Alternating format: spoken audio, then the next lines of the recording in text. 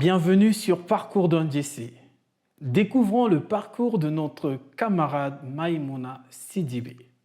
En 2017, elle est postulante. La même année, elle devient membre. En 2018, elle est VPC et en 2019, elle est VPE. Découvrons son parcours. Donc au début, quand je suis arrivée à la Jeune Chambre, c'était un peu parce que j'étais dans une période où je faisais pas beaucoup d'activités en dehors de la médecine que je fais. Donc j'avais besoin de découvrir autre chose. Je m'ennuyais un peu. Je suis allée à une assemblée générale de la Jeune Chambre. J'ai vu les activités qu'ils faisaient, j'ai vu le programme. Ça m'a intéressée. J'ai intégré parce que je voulais aussi, de mon côté, de cette petite période que j'allais passer au Sénégal, donner de moi, donner de mon temps pour la communauté. Après, ce qui m'a un peu maintenue, c'est la formation. Parce qu'il faut dire que la formation à la Jeune Chambre, elle est un peu particulière. On forme et en formant, on apprend toujours des autres. Donc, c'est vraiment le donner, le recevoir qui me motive à la Jeune Chambre. J'ai été intronisée, je pense, en novembre 2017, parce que c'était vraiment particulier au César. En plus, j'étais la seule, hein. Le jour-là, j'étais la seule qui devait être intronisée, donc c'était vraiment un beau souvenir. Pour mon intronisation, ceux qui m'ont fait prêter serment et porter le PIN, il y avait le passe-président national 2019, Cyril Diallo, qui est maintenant de Dakar Alliance, et le passe-président 2020, Bachir Fall, qui est aussi de Dakar Alliance, qui était là lors de ma cérémonie d'intronisation. En 2018, j'ai eu la chance d'être vice-présidente communautaire. Ça a été une année un peu particulière parce qu'en plus d'être vice-présidente communautaire, j'ai eu la chance de travailler en fait dans des commissions d'activité nationales telles que le Conseil national ou la Convention nationale. En plus de ça, j'ai quand même eu beaucoup de travail au niveau de la croissance parce que j'ai eu la chance d'avoir énormément de filiales en 2018, ce qui m'a permis de faire de la croissance. Mais j'étais un peu polyvalente quand même. À part le domaine communautaire, j'essayais un peu d'aider les autres vice-présidents dans toutes les activités. Donc, je veux dire que cette année-là a été quand même une très belle année où j'ai été la meilleure vice-présidente de mon organisation. L'année qui a suivi, 2019, c'était un peu particulier parce que la vice-présidente exécutive, qui était censée être la présidente de l'année qui suit, a voyagé. Il fallait que quelqu'un aille à la présidence. Mes filles m'ont dit d'y aller, mais j'étais pas trop pour parce que c'était l'année où je venais d'avoir mon doctorat. Est-ce que j'allais faire ma spécialité à Dakar? Est-ce que j'allais aller ailleurs? Donc, je n'étais pas trop sûre.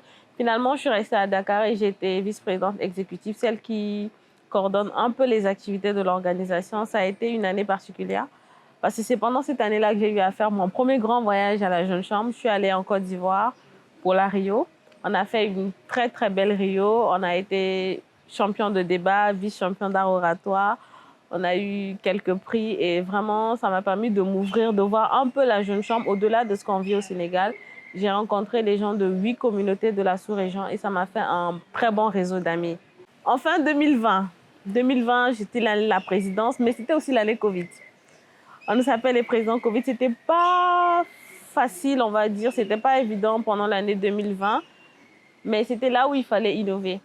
Ce qui fait que j'ai eu à continuer, on a eu à faire des activités, mais on a essayé d'innover, de faire des formations en ligne, de faire des activités communautaires. On a réussi à faire peut-être des campagnes don de sang où on ne mobilisait pas tout le monde le même jour, mais on incitait les gens à venir. On a fait beaucoup d'activités, on a fait beaucoup d'actions, même pendant la Covid. On a eu à être présent, à être connu avec les organisations de la sous-région. On a beaucoup collaboré. Et cette année-là, j'ai été la meilleure présidente au niveau de la Jeune Chambre Sénégal. En 2021, bon, on m'a donné le défi de gérer la formation parce que j'ai toujours été quelqu'un qui est beaucoup intéressé par la formation et c'était vraiment l'année de la formation. J'avais aussi eu la chance en 2020 de faire l'académie. J'ai fait une académie en fait de formateurs en ligne avec la JCI Rwanda et j'ai été diplômée de ça. Donc, ça me donnait en fait ces capacités-là à pouvoir former. Donc, 2021, devenir directrice de l'Institut de formation, c'était quelque chose d'intéressant. C'était un beau challenge parce que j'ai eu à côtoyer les membres, les organisations, les formateurs, aider, coacher et c'était vraiment intéressant. Et pour cette année, je suis la vice-présidente nationale, responsable de 3 organisations dans la Jeune Chambre Dakar Alliance. Ça me fait toujours plaisir de voir que ce qu'on fait sert à quelque chose. Parce que parfois, il faut se l'avouer, on a l'impression qu'on ne sert à rien. Parfois, on fait des activités, on fait des formations et à la fin, tu poses la question aux gens, ils ne se rappellent même pas de ce que tu leur as appris. Ils ont du mal à l'appliquer. Alors que la Jeune Chambre, c'est développer des leaders pour un monde en perpétuelle mutation. Donc, quand on forme, quand on accompagne, quand on conseille, on veut que ça porte des fruits. Mais parfois, tu prodigues des conseils, mais tu as l'impression que c'est rentré dans les oreilles d'un sourd.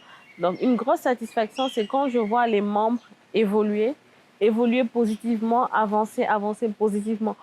Encore mieux quand ce sont mes filles, je suis super contente, mais quand ce sont d'autres personnes qui m'appellent pour me demander des conseils que je leur donne et qu'après ils me disent merci pour les conseils, ça m'a vraiment servi. Ça, c'est peut-être l'une des choses qui me rend peut-être fière dans cette organisation et qui me pousse aujourd'hui toujours à continuer.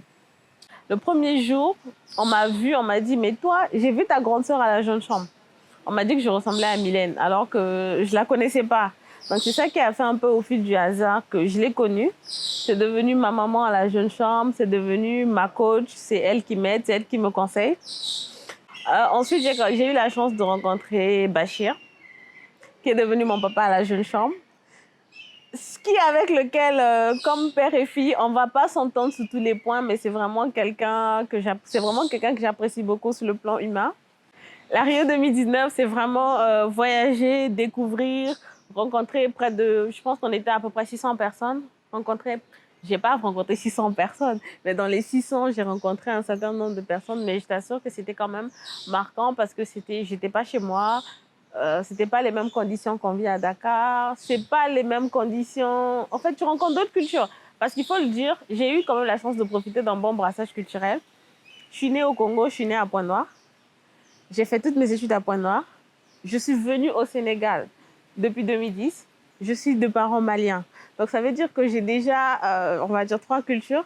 Aller en Côte d'Ivoire, découvrir les Béninois, les Togolais, les Ivoiriens, les Guinéens, ça a fait un autre brassage, un autre mélange qui est, je vais dire, qui est beau. Donc, si jusqu'à présent, s'il y a une activité qui m'a marquée, ça reste toujours la Rio 2019 qui me marque jusqu'à présent.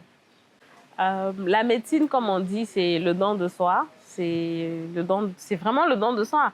Et comme on dit à la jeune chambre, la personne humaine est la plus précieuse des richesses. Donc en médecine, c'est vraiment l'être humain qui est important. Donc on essaie toujours de mettre l'être humain au centre. On essaie de gérer les patients, de prendre soin des patients, de discuter avec les familles des patients et de les accompagner. Donc c'est vraiment ça. Donc ce que je mets beaucoup plus en avant, comme je dis, c'est la personne humaine, hein. Bon, le message que je peux donner aux jeunes Jessie, c'est d'essayer. On ne perd rien à essayer. La jeune chambre, c'est une école de formation. On vient, on se forme, on apprend. Et on gagne beaucoup. Mais pour gagner, il faut essayer. Il ne faut pas juste se dire, j'ai pas le temps, je ne peux pas venir, je ne peux pas. Il faut essayer. Essayer de venir aux activités, essayer de prendre des responsabilités, essayer de prendre des postes de responsabilité, essayer de diriger des projets, essayer de se faire des amis, essayer de se créer une famille, essayer de s'épanouir. Donc vraiment, ce que je dirais aux jeunes, c'est juste d'essayer.